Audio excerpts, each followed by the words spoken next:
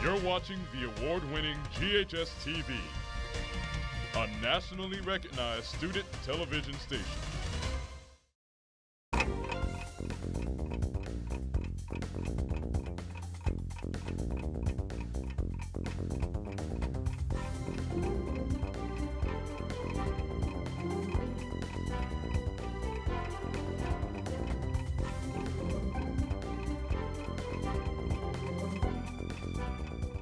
Welcome to GHS Insider, the show that's all about the G. I'm Rodney McKenna, and today you'll get an inside look at everything happening around Germantown High School. It's the first show of the new semester, so let's find out what's coming up. Raina Katko has a preview of today's Campus Corner. Good morning, Raina. Good morning, Rodney. GHS had several students who placed in the Mid-South Scholastic Arts Awards. Coming up, I'll talk with our very own Gold Key winner. Looking forward to that. Rachel Christopherson is taking over our new Club Chat segment. What you got for us, Rachel? Well, this morning we're talking with a member of the Jewish Student Union about the club's mission and activities. Stay tuned. Thanks, Rachel. And Andrew Hetty is ready to fill us in on the world of sports. Good morning, Andrew. Good morning, Rodney. As our Red Devil basketball teams gear up for Winterfest next week, we'll take a look at the new coaches leading them into the final stretch of the season. It's all coming up in sports. We look forward to those stories. In the late 1960s, Memphis was one of the last cities in the U.S. to end segregation in schools. Though desegregation started in the elementary schools, 6 brave African-American students transferred into what was previously an all-white high school. In this GHS Insider report, Raina Katko and videographers Tanchia Cho and Jalen Davis rediscover a student athlete who broke social barriers. Germantown High School has a long history on the court that dates back more than 50 years. However, in 1967, one basketball player stood out from the rest. Over the years, this athlete has been forgotten by the GHS student body, so we went on a journey to rediscover Melvin Henderson. Melvin was a good-looking, tall, friendly, happy, funny classmate of mine, and he was just a good guy. And I'm not just saying it because he's my brother. I'm just saying that people tended to gravitate towards him. he was a person who walked with a great deal of humility, being cast in an incredibly difficult situation. Melvin Henderson was a junior when he came to Germantown from what was then Mount Pisgah High School. It was 1967, the height of the Civil Rights Movement. He was one of the 6 African Americans to first arrive at Germantown after the desegregation. I was raised in the 1950s in the South. We're not accustomed to black folks and white folks being put together in close social circumstances. There was a lot of racial turmoil and things going on at that time. And just being able to see that Melvin, as just a junior coming into an all-white school, that must have been terrifying. And the fact that he was able to come here and succeed in everything he tried to do is inspirational. For Melvin, sports became a way to break through the racial barrier, and he was a star. He was a dominant athlete. Melvin played basically every sport out there. I know he played football for 1 year. He played end, I played tackle, and so we played together 20 games, 7 and 68 football seasons here at Germantown. And he was on the basketball team. Melvin Henderson almost single-handedly demolished Melrose High School in the regional final basketball tournament.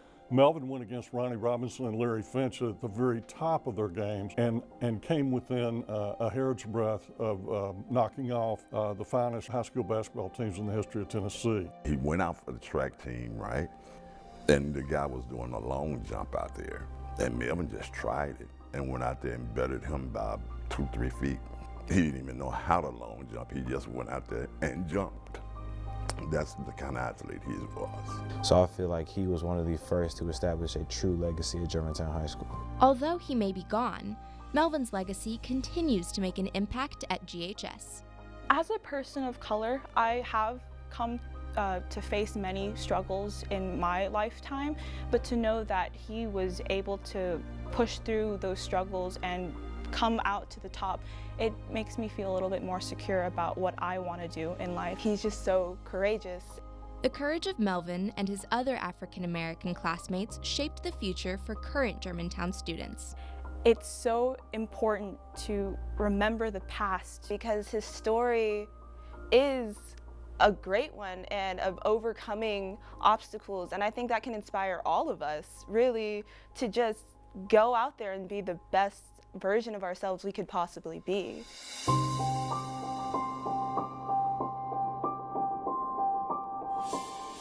There is always something happening on the GHS campus. Raina Katko is in Studio A for today's Campus Corner. Hey Rodney, welcome to the first edition of Campus Corner for 2019. Right around the corner is Winterfest. Monday's theme is Dynamic Duo Day. Tuesday is Movie Madness. Wednesday is Decked in Denim. Thursday is Blackout, Wear All Black. And the week concludes with Red Devil Friday. Be sure to wear red and support our basketball team at the Winterfest game. Andrew will have more on the game coming up in sports. Tickets are now on sale for the school musical, Sister Act, a divine musical comedy. This hilarious production, based on the iconic movie, runs from February 21st through March 9th. Get your tickets at the box office or online at ppp.org. Come be a part of our act. And finally, tomorrow is the opening of the Mid-South Scholastic Arts Award exhibit. Germantown High School had 9 award-winning pieces in 4 different categories. Here to talk about the Scholastic Arts Awards is art instructor Ms. Gerst and sophomore Jessica Satangyat, who received a gold key for her work. Thank you so much for being here today, and Jessica, congratulations on the award. Thank you. Ms. Gerst, for those who don't know, what are the Mid-South Scholastic Arts Awards and what are the different ranks of winners? Well, the Mid-South Scholastic Art Awards is our local version of this national art contest that is created. It was actually created in 1922, so it's been going on for a long time to showcase high school artists and writers and try to bring them on level with all of the athletes that are constantly getting awards, so they wanted to award art students as well. The awards that they have available are honorable mention, a silver key, and a gold key. So gold key is the top award. With over 2,000 submissions, it is very competitive. Jessica, how does it feel to win a gold key at a 10th grader? Okay, so honestly, I was surprised.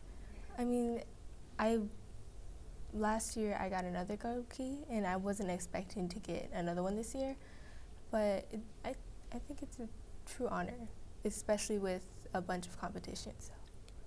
Ms. Gerst, we had multiple winners, but Jessica was the only one to win a gold key. Mm-hmm. What do you think of her accomplishment?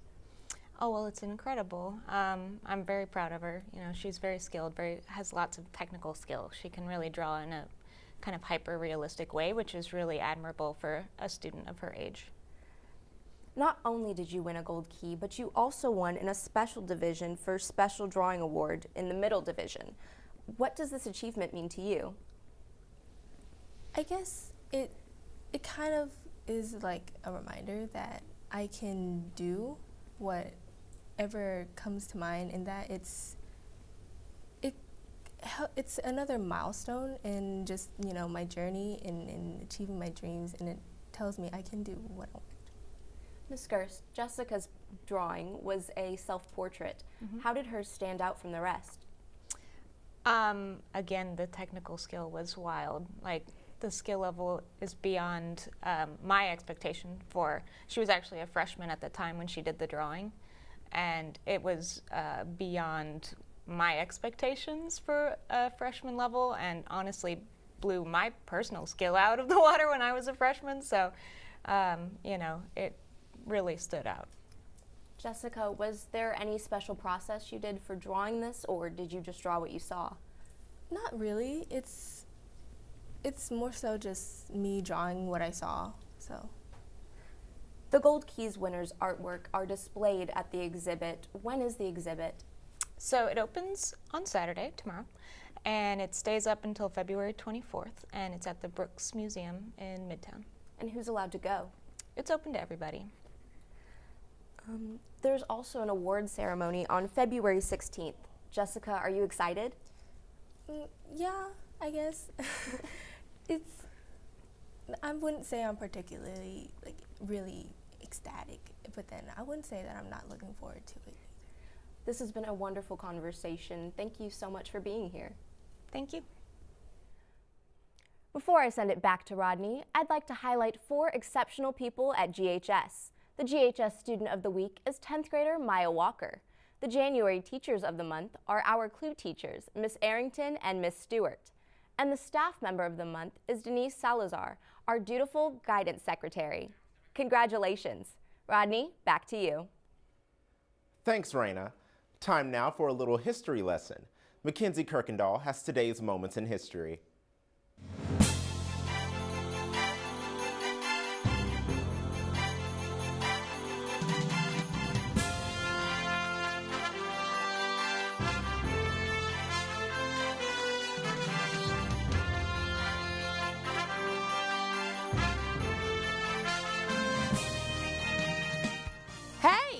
I'm Mackenzie Kirkendall here with today's Moments in History. On this day in 1881, the Oriental Telephone Company was established as a result of an agreement between Thomas Edison and Alexander Graham Bell. The company was licensed to sell telephones in Greece, Turkey, South Africa, India, Japan, China, and other Asian countries. Also on this day in 1919, delegates in Paris formally approved the creation of the League of Nations. It was the predecessor of the United Nations and the first international organization devoted to maintaining world peace. Finally, in 1924, the first Winter Olympics began in the Alpine village of Chamonix, France. The International Winter Sports Week, as it was known, was a great success with 258 athletes competing from 16 nations in a total of 18 events. That's it for Moments in History. I'm Mackenzie Kirkendall. Thanks, Mackenzie. Since the beginning of the year, you may have noticed some GHS students wearing what looks to be military uniforms. They are part of the new JROTC program. GHS Insider reporter Jelana Moody and videographer Tanchia Cho take a look at the program training future leaders. Creed on 3. 1, 2, 3. I am an Army Junior ROTC cadet. As the Junior Reserve Officers Training Corps marks 100 years in the Memphis-Shelby County area, the JROTC program at Germantown High School is just getting off the ground. When I heard about it, they asked me did I want to come over, and I was excited because I'm starting a new program. I was looking forward to the challenge. And I must say, I'm really impressed with the students they have over here. The JROTC's main goal is to produce students who have the leadership skills and desire to be a better citizen. It is not a military recruitment program. I encourage students who want to join the military, and not even the military, it can help you become a better citizen and help you to follow rules and become a leader in your job, military, regardless of any factor that you want to join. Forward, march, left, rear, march. The JROTC is typically a 4-year program. You take specialized courses in addition to your core classes.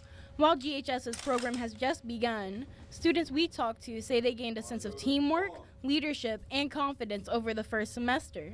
You get a lot of leadership and kind of just good communication skills, with especially if you're leading other students or having to listen to them or do various activities.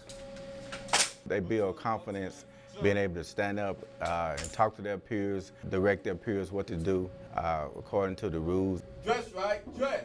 JROTC instructor First Sergeant Reeder helps his students learn by having them lead the class. Platoon, attention. It's really a student-led program with kind of encouraging us to teach the class and teach our fellow cadets. So it really just kind of pushes you to your limits. JROTC students are also pushed to their limits through drill team and color guard team challenges. It surprised me how much people can learn to really cooperate and push forward through things that they thought they couldn't do. The GHS JROTC program has had a great start to the year with different challenges, color guard teams, and armed and unarmed drill teams. This is my first year starting the program over here.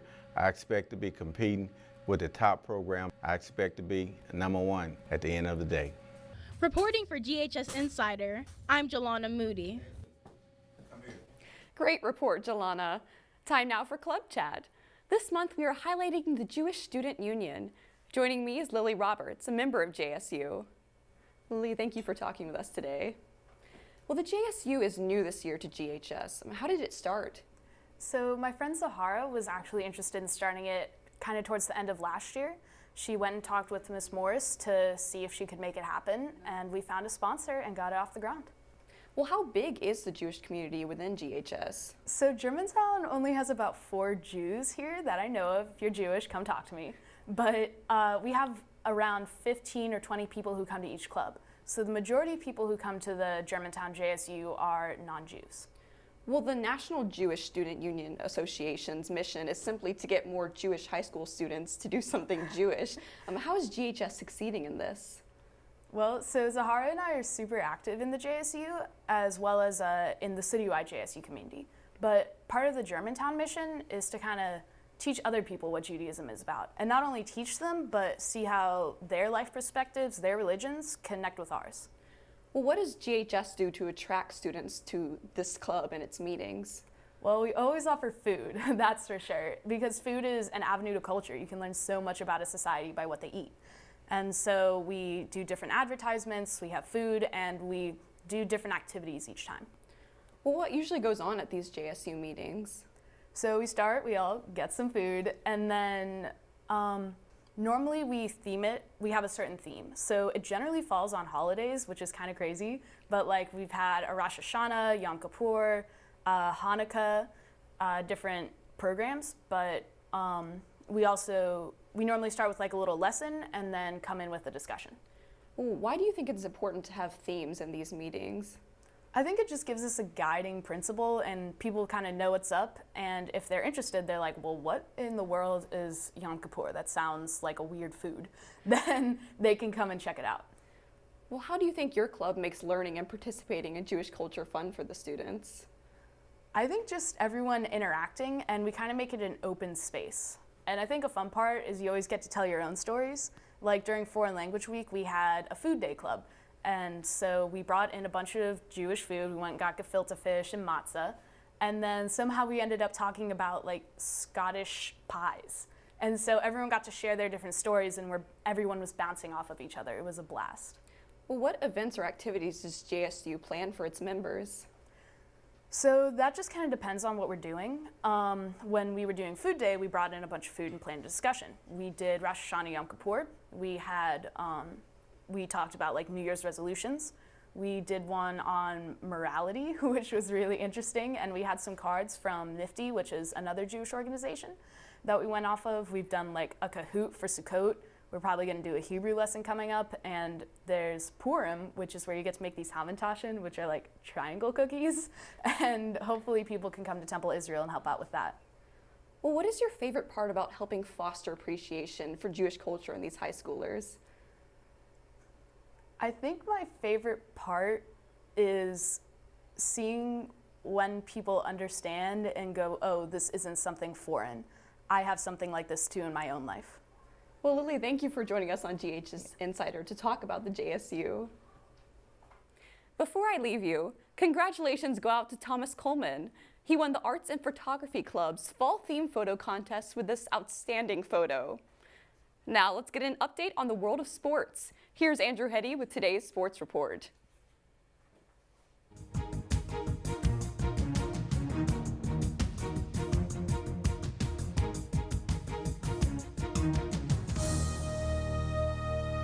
Thanks, Rachel. With just 4 games left, our Red Devil basketball teams are hoping to end the season on a high note. It's been a rebuilding season as both teams had to get used to new coaching styles. GHS Insider reporter Shelby Talley and videographer Jalen Davis introduce us to the new coaches. Dribbling, passing, shooting. Red Devil basketball went back to the basics with the introduction of the new boys and girls basketball coaches earlier this year. Coach Lantern leads the boys team. He interacts with the athletes more.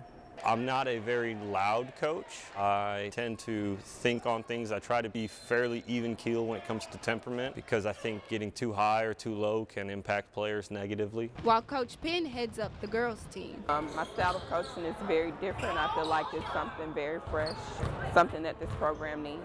I think they're very well-rounded coaches, and they know what to do, and they know their stuff as far as basketball and how to teach us. Both had high expectations for the season. Wins and scholarships. What we're trying to see is them grow as people. So taking the positive experiences we have at basketball and seeing that lead to fruition elsewhere as well.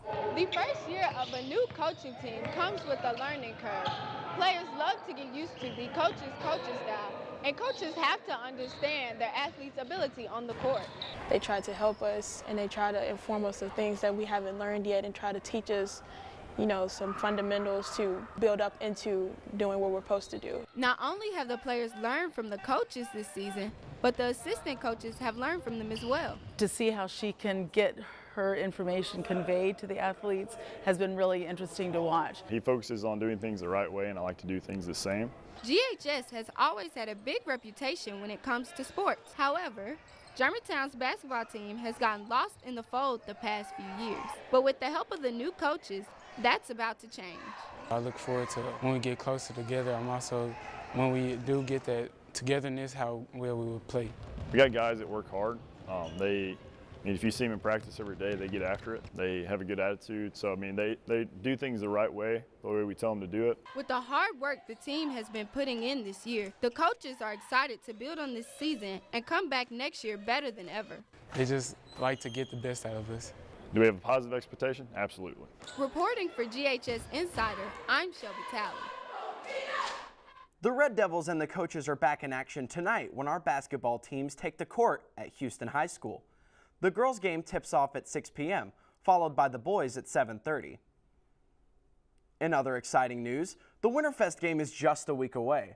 I hope everyone shows their school spirit by participating in the dress-up days and attending the pep rally next Friday during 6th and 7th period. The Winterfest game is later that night against Kirby and V-Gym. The girls hit the court at 6 p.m. and the boys tip off at 7:30. And don't forget, the Winterfest Queen and King will be crowned. Come out and support our Red Devils as they finish out the season. That's your look at the world of sports. Rodney, back to you. Thanks, Andrew. As the person tasked with keeping our buildings up and running, he's an integral part of GHS. Can you guess who it is? Here's Taylor Smith with today's Who's Who. Hey Rodney, I'm here with our school plant manager, Mr. Wilson. Good morning, we're glad to have you here at Germantown. Good morning, I'm glad to be here. Can you tell us a little bit about what your job entails?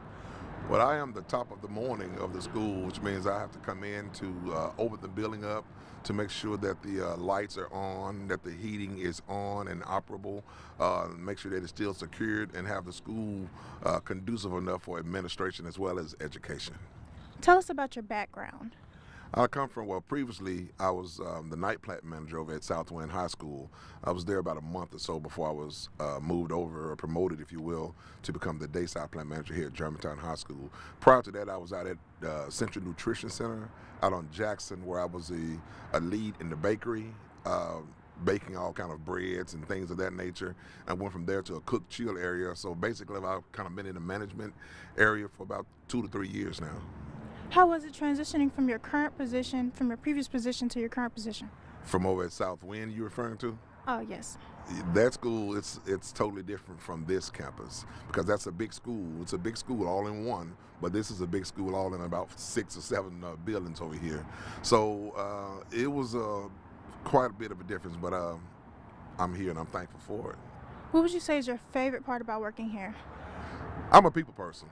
I like dealing with people. I like talking with people and interacting with people, as well as some of the challenges. I like facing challenges. Well, thank you so much for speaking with me today. Thank you. I'm glad to be a part again of Germantown High School. If you see Mr. Wilson around campus, make sure you say hi. Rodney, back to you.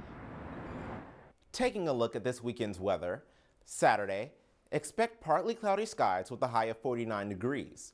Sunday, it will be partly cloudy again with a high of 53 degrees and a 20% chance of rain. That's it for us at GHS Insider. As we leave you, here are your answers to our question. With Winterfest week starting on Monday, what are you most excited about? Have a great weekend. What are you most excited for about Winterfest? About what? I'm sorry, I honestly don't know anything about Winterfest. Winterfest, seeing all my friends, you know, have fun. This our last Winterfest was our senior year. I guess it would be the game. Definitely the weeks, like just doing the whole dressing up and stuff. I like the idea of dynamic duo and movie day. I'm already ready for movie day. I'm thinking about doing Bird Box with the blindfold and all that. Then we got the dynamic duo. Me and my best friend is gonna dress up. I like wearing black and it's my birthday. I'm just excited to see who becomes the queen. See, that's a hard one. I voted for my girl Kendall. I definitely think my girl Raina's gonna win co-Raina. I'm not sure. We got a lot of not good-looking girls running for queen, so you never know.